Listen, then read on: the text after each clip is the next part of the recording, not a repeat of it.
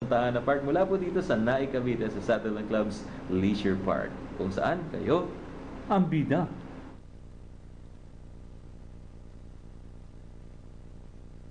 Open that up and racing, two-horse slow out Tatara and Beautiful Bell.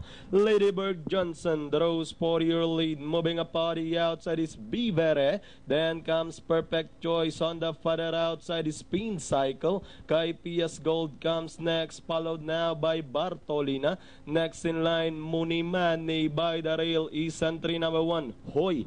Tama na. Running second last is Tatara and trailing the group is Beautiful Bell.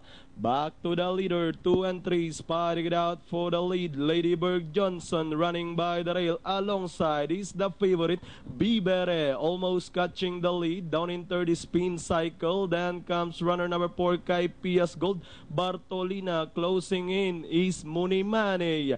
As they swing to the last 600, now we have Bibere in command by a length. Ladybird Johnson drops back in second. Down in third, Spin Cycle closing in fourth is Kaipias Gold. Then here comes Munimane arriving to the race 2. Then comes Bartolina, Tatara, Perfect Choice as they swing to the last 450.